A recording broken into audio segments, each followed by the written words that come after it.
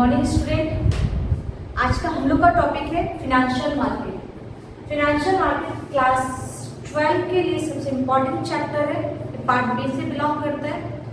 बहुत सारे स्टूडेंट्स का ये क्वेरी था कि मैम फिनेंशियल मार्केट समझ में नहीं आया। बिलीव ऑन मी, इस वीडियो को देखने के बाद फिनेंशियल मार्केट सबसे इजी चैप्टर आप लोगों के लिए बन जाएगा। स्टूडेंट्स को सबसे पहले राइटिंग का पैटर्न सही रखना होगा अच्छे मार्क्स को प्रोसेस करने के लिए। तो फिनेंशियल मार्केट चैप्टर में है क्या? फिनेंशियल मार्केट एक ऐसा मार्केट है जहां पर मनी और इन्वेस्टमेंट के बीच में लेन देन होता है। मीन्स सेवर और इन्वेस्टर के बीच में लेन देन होता है। Is a market for the savers and investors. आइए डेफिनेशन की तरफ फोकस करते हैं। The market which create an exchange financial assets और सिक्योरिटीज। क्या फिनेंशियल एसेट्स और सिक्योरिटी है? Shares, debenture, bond, commercial paper, treasury bill etcetera. In order to transfer money और capital from saver to investors are called financial market. Money और capital transfer होता है saver और investor के बीच में, इसको ही बोलते हैं फिनेंशियल मार्केट। नेक्स्ट हम लोग का टॉपिक से होगा फंक्शन ऑफ फिनेंशियल मार्केट। चलिए, functions of financial market. Functions of financial market first है mobilisation of saving. Mobilisation of saving का मतलब होता है आप जो घर पे आपका मनी रिटेन है या रिजर्व है या बिजनेस में जो रिटेन अर्निंग है, कंपनीज में जो रिटेन अर्निंग है, उसको क्या करेंगे? उस रिटेन अर्निंग को मोबिलाइज करना। मोबिलाइज करना मतलब इन्वेस्ट करना। एनकरेजमेंट इन सेविंग। फिनेंशियल मार्केट की हेल्प से लोगों को ये ज्यादा से ज्यादा प्रोत्साहन मिलता है कि वो सेविंग और करें। बिजनेस को ये एनकरेजमेंट मिलता है कि वो सेविंग करे जिससे मनी और ज्यादा से ज्यादा मोबिलाइज हो सके। थर्ड फंक्शन है pricing of financial instrument. Fourth, providing liquidity of financial assets. With the help of financial market assets can be liquidated easily, reducing cost of transaction. एक मार्केट मिल जाने से जितने भी हमारे सिक्योरिटीज है वो ट्रांजैक्शन करने में बहुत आसानी होता है और जिससे हम लोगों को कॉस्ट भी कम से कम पे करना पड़ता है। मिनिमम कॉस्ट से हम लोग ट्रांजैक्शन कर सकते हैं। नेक्स्ट है making productivity to the savings. Savings को ज्यादा से ज्यादा प्रोडक्टिविटी प्रोवाइड करने का काम करता है फिनेंशियल मार्केट। फिनेंशियल मार्केट के दो पार्ट है, मनी मार्केट और capital market. The institution which provide short term loan through buying and selling of short-term securities having maturity period of up to 1 year are collectively called money market. Money market किसको बोलते हैं? जो short term होता है, short term securities for the period of 1 year, इसको कहते हैं money market। इस short term लोन देता है। इस इंस्टीट्यूट में, मनी मार्केट इंस्टीट्यूट में period of the deposit, period of the investment is only 1 year. Next capital market. Capital market को दो पार्ट में बांटा गया, प्राइमरी मार्केट और सेकेंडरी मार्केट। प्राइमरी मार्केट किसको बोलते हैं? The market in which new securities, याद रखिएगा ये सब, new securities of a company are sold for the first time. New security first time sold होता है, उसको बोलते हैं प्राइमरी मार्केट। इसको न्यू इश्यू मार्केट भी कहते हैं। सेकेंडरी मार्केट किसको बोलते हैं?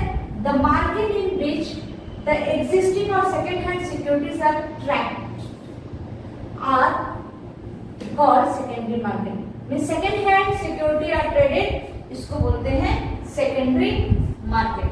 तो फिर से शॉर्ट में स्टार्ट करते हैं। फाइनेंशियल मार्केट का दो पार्ट होता है, मनी मार्केट और capital market. Money market short term होता है जो 1 साल के लिए यहाँ पर ट्रांजैक्शंस होता है बाइंग और सेलिंग का। और कैपिटल मार्केट का दो पार्ट है, प्राइमरी मार्केट और सेकेंडरी मार्केट। प्राइमरी मार्केट को new security of a company are buying और सेलिंग, यहाँ पर नया सिक्योरिटीज बेचा जाता है। इसको प्राइमरी मार्केट बोलते हैं। और सेकेंडरी मार्केट क्या है, जो सेकेंड हैंड सिक्योरिटी को ट्रेडेड करते हैं, इसको सेकेंडरी मार्केट कहते हैं। नेक्स्ट टॉपिक की तरफ हम लोग चलते हैं। Features of Indian money market. First feature है realism, because Indian money market have two sector, organise sector and unorganise sector. दोनों में कंट्रोल करने का capability Indian money market. But organise sector बहुत अच्छी तरीके से ऑर्गेनाइज वे होने की वजह से ऑर्गेनाइज सेक्टर जो है कंट्रोल हो जाता है इंडियन मनी मार्केट से। नेक्स्ट है lack of coordination. Lead high degree of competition is noticed between this cooperation and coordination. High degree competition होने की वजह से यहाँ पे कोऑर्डिनेशन का अभाव हो चुका। तो इंडियन मनी मार्केट का नेक्स्ट फीचर है lack of coordination. Next insufficient banking facilities. आज के डेट में हम लोग के जो गवर्नमेंट बैंक है वहाँ पे बैंकिंग फैसिलिटीज बहुत कमजोर है, बहुत इनएजुकेट है, जिसकी वजह से भी इंडियन मनी मार्केट क्या कमजोर पड़ जाता है। नेक्स्ट है lack of complete control. As I said RBI only control organise sector of the Indian money market. इसकी वजह से ही अनऑर्गेनाइज सेक्टर कंट्रोल नहीं किया जा सकता है इंडियन मनी मार्केट से, क्योंकि आरबीआई केवल कंट्रोल करते हैं ऑर्गेनाइज सेक्टर की तरह। नेक्स्ट हम लोग का टॉपिक है features of capital market. Capital market का फर्स्ट फीचर है डिमांड एंड सप्लाई। कैपिटल का डिमांड अराइज होगा तो बिजनेस में, तो supply of capital will be available from the saver. Next feature है फाइनेंशियल इंस्ट्रूमेंट। फाइनेंशियल इंस्ट्रूमेंट क्या होता है, equity share, preference share, debenture, bond etcetera. Buying selling of financial instrument, कहां पर buying selling of financial instrument होता है, capital market में। क्या क्या फाइनेंशियल इंस्ट्रूमेंट है, equity share, preference share, debenture, bond etcetera. Liquidity मतलब holder of the security can sell their securities in the capital market whenever they need money. जब जब उनको पैसे की जरूरत होगी तो सिक्योरिटी होल्डर क्या करेंगे, इसको सेल आउट कर सकते। कंट्रोल, कैपिटल मार्केट कंट्रोल होता है सेबी से, मनी मार्केट कंट्रोल होता है आरबीआई से। कैपिटल मार्केट में टू सेगमेंट है, primary segment and secondary segment, मतलब प्राइमरी मार्केट और सेकेंडरी मार्केट। तो कैपिटल मार्केट के फीचर्स हम लोग आज कंप्लीट किए हैं। इसका नेक्स्ट टॉपिक हम लोग का मनी मार्केट। हम लोग मनी मार्केट के बारे में लास्ट जो टॉपिक में डिस्कस किए थे उसमें था मनी मार्केट एक शॉर्ट टर्म मनी मार्केट है। बेसिकली यहाँ पर 5 इंस्ट्रूमेंट्स हैं। क्या क्या 5 इंस्ट्रूमेंट है उसको हम लोग इंट्रोड्यूस करते हैं। फर्स्ट है treasury bill. Treasury bill short term financial need of central government को कंप्लीट करता है। मैच्योरिटी पीरियड इसका क्या कौन सा होता है, 14 डेज होता है, 19 डेज होता है, 182 डेज होता है और 364 डेज होता है। ट्रेजरी बिल एक तरह का नेगोशिएबल इंस्ट्रूमेंट है, यहाँ पर कोई रिस्क ऑफ डिफॉल्ट नहीं है। एक्चुअली स्टूडेंट्स का क्वेरी रहता है मैम याद नहीं होता है, तो आप लोग बेसिक पॉइंट्स इस इंस्ट्रूमेंट का याद कर लीजिए, उसको अपने वर्ड्स में इलाबोरेट करिए, तो क्या होगा टॉपिक इजीली दिमाग में भी चला जाएगा, बट बेसिक ये पॉइंट्स होना जरूरी है। तो नेक्स्ट हम लोग का ट्रेजरी बिल है call money. Call money is extremely short and may range from 1 to 15 days. Call money को कॉल रेट भी कहा जाता है। नेक्स्ट है हम लोग का कमर्शियल बिल। कमर्शियल बिल भी हम लोग का इंस्ट्रूमेंट ऑफ मनी मार्केट है। ये basically drawn by a creditor on his debtor. Commercial bill generally 90 days का होता है। ये सब की पॉइंट्स है आपके हर एक इंस्ट्रूमेंट ऑफ मनी मार्केट को इलाबोरेट करने के लिए। नेक्स्ट है certificate of deposit. It can be issued for a period ranging from 91 days to 1 year. इसका 91 डेज से लेके 1 साल के लिए सर्टिफिकेट ऑफ डिपॉजिट इशू होता है। ये फ्रीली ट्रांसफरेबल होता है, इसमें कोई प्रिस्क्राइब्ड रेट ऑफ इंटरेस्ट नहीं होता है। A stamp duty has to be paid on its face value. Certificate of deposit का एक फेस वैल्यू होता है, इसके ऊपर एक स्टाम्प वैल्यू गवर्नमेंट को पे करना पड़ता है। नेक्स्ट है हम लोग का commercial paper. In 1990 introduce introduce हुआ था आरबीआई द्वारा। ये short term unsecured promissory note है। इसका भी टाइम लिमिट है 15 डेज टू 1 ईयर। हम लोग का नेक्स्ट टॉपिक है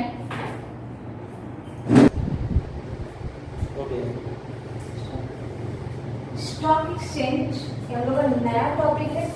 ये बेसिकली स्टॉक एक्सचेंज कवर करता है कैपिटल मार्केट को, जहां पर शेयर्स एक्सचेंज होता है बाय द कंपनीज। देखिए, stock exchange is an organised capital market where listed shares, debentures, bond and other long term securities are bought and sold as per the rule and regulation or guideline issued by the Security and Exchange Board of India। SEBI के तहत shares, debenture, bonds exchange किए जाते हैं as per the rule and guideline issued by the SEBI. हम लोग के at present 24 stock exchange India में है, जिसमें बेसिकली हम लोग दो के डिटेल बहुत डिटेल में पढ़ेंगे। NSEI national stock exchange of India, BSE Bombay stock exchange. NSEI national stock exchange of India established कहाँ हुआ है? मुंबई में नवंबर 1992। और BSE Bombay stock exchange established हुआ है 1975 में, approved by the Maharashtra government. अगला टॉपिक है जैसे फंक्शन ऑफ स्टॉक एक्सचेंज। आप लोगों को मैं छोटे छोटे पॉइंट्स में फंक्शंस को इलाबोरेट कर दे रही हूँ, इससे आपको इजी होगा हर एक टॉपिक को समझने में। इससे आपको और भी आसानी होगा जब फंक्शन ऑफ स्टॉक एक्सचेंज पूछेगा तो ये टॉपिक के साथ साथ ये पॉइंट्स का इलाबोरेशन अपने आप आपको याद आते रहेगा और आपको इलाबोरेट करने में एग्जामिनेशन पेपर में बहुत इजी होगा। तो याद तो सभी कर लेते हैं, लेकिन लिखने का पैटर्न ऑलवेज मैटर। तो याद करने से ज्यादा आपको लिखने के पैटर्न पे फोकस करना है। फिलहाल अभी हम लोग टॉपिक की तरफ चलते हैं। Providing liquidity to security. Function of stock exchange का फर्स्ट फंक्शन है providing liquidity to securities. It easily convert the money into security. लोग अपने पैसे को सिक्योरिटीज में कन्वर्ट कर देते हैं जिससे फ्यूचर में उनको अच्छे से अच्छा बेनिफिट मिल सके। Next, pricing of securities. Prices of securities are determined here on the basis of demand and supply. जितना ज्यादा डिमांड होगा उसका प्राइस उतना हाई होगा और उसका सप्लाई भी उतना ज्यादा होगा। Mobilization of saving. Invest their fund into various securities. Mobilization means movement of saving. लोग सेविंग इसलिए करें कि वो ज्यादा से ज्यादा सिक्योरिटीज में इन्वेस्ट कर सके। Capital formation. Save money for making investment in profitable securities. जो भी मनी उन्होंने सेव करके रखा है उसको इन्वेस्ट करना जरूरी तो है, लेकिन वही इन्वेस्ट करें जहां पर सिक्योरिटीज में प्रॉफिट मिले। Last, safety of transaction with prescribed rules and regulation which safeguard the interest of the investor। इतने रूल रेगुलेशन है कि स्टॉक एक्सचेंज में कोई डुप्लीकेशन, ब्लैक मार्केटिंग नहीं हो सकता। ये एक्चुअली क्या करता है? सेव करता है इंटरेस्ट ऑफ इन्वेस्टर्स।